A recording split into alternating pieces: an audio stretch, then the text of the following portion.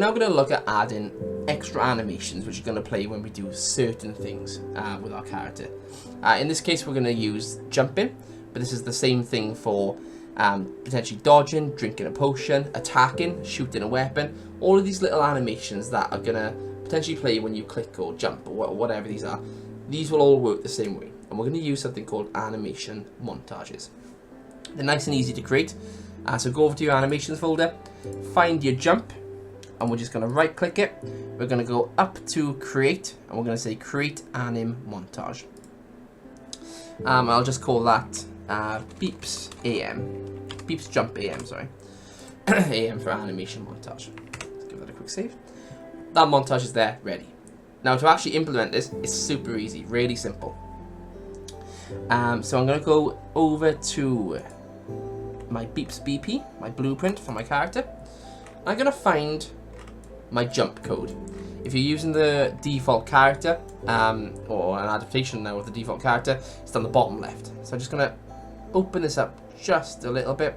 Just give me a little bit more space. I'm going to pull this jump over here.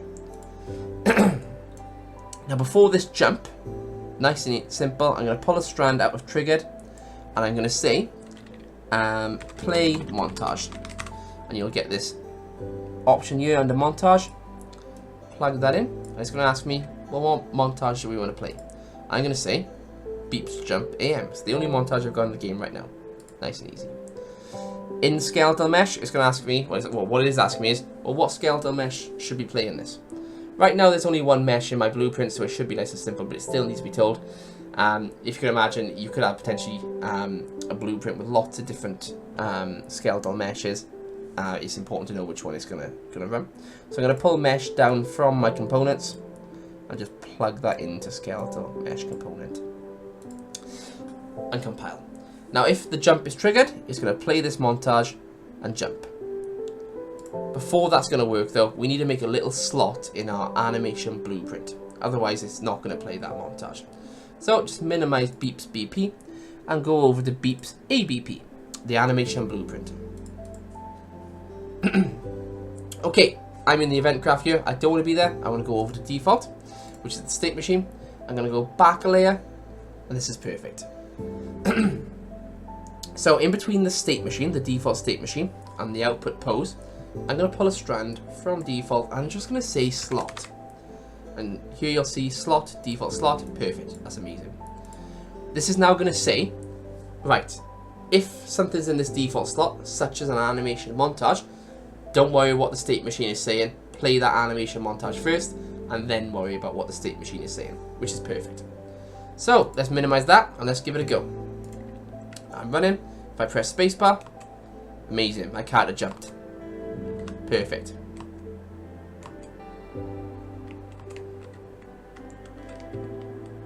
So that's almost working perfectly. There's one little issue here, and this is maybe something that you saw when you programmed this, because we're not error checking or we're not validating this input. So if I spam spacebar when I jump off here, it'll just continuously start the animation, and obviously that's not great. It's not continuously jumping, which is fine. However, it is just jittering. So let's quickly fix that. It is a quick fix. So over to Beeps BP, I'm going to put a branch in before the montage. So I'm going to hold B to spawn a branch, plug true in to the montage, and this is a nice easy condition. I'm going to right click and type in is falling. Let's just move this around just a little bit. Now Unreal can check whether or not your character is falling. So I'm going to say if my character is not, so I'm going to say not Boolean. Let's move this up just to make a little bit more space.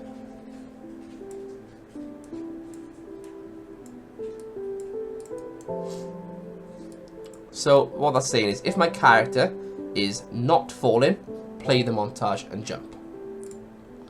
Let's give that a go. So I'm going to spam spacebar again. Just in a second, here we go. Perfect. So it's no longer playing that animation over and over again. It's just waiting until I'm in a condition where I can jump. That's perfect. Now, if your character is set up to do double jumps or triple jumps, you may have to reconsider how we've programmed that. However, obviously that's something for you to do personally, as it's not in the scope of this tutorial series. Now, the way that we've programmed that animation montage to jump is the exact same way that you'd program animations for dodging or drinking a potion or firing a weapon or swinging a sword. They could all be animation montages which will play when you attack or when you select a potion to drink, whatever function that you're going to have. So once you've done that once, like we've done here, you can do it for any options or anything that you may need to do it for in the future. And that brings us to the end of this tutorial series. The steps we follow during these videos can be applied to any characters that you want to make, from your main characters that you'll control, all the way to the NPCs that may populate your world. All of them can be designed, created and animated in the same way that we've shown you. The footage that you can currently see is a project that I quickly put together a few months ago, featuring some basic character models which were then animated in Mixamo and then programmed in Unreal. All of which we're using the steps that we covered in this series, as well as some programming elements which were covered in my Advanced Combat series. As said in the beginning of the series, this was intended as a beginner's guide, which focuses on making something that looks nice and functions, without worrying about the more complex elements, like I said, like good topology. That being said, as you get more comfortable with these tools, Blender in particular, it's important to start considering the topology of models, as well as other forms of good practice. However, that's definitely a lesson for another day. I hope that this series has been helpful and easy to follow, and I hope that you've managed to create some suitable characters for your project. If there's anything that doesn't seem to be working, or something that you can't quite figure out, make sure to let me know, and I'll try my very best to help troubleshoot it with you. Anyways, thank you very much for watching, and I hope the series was able to help you.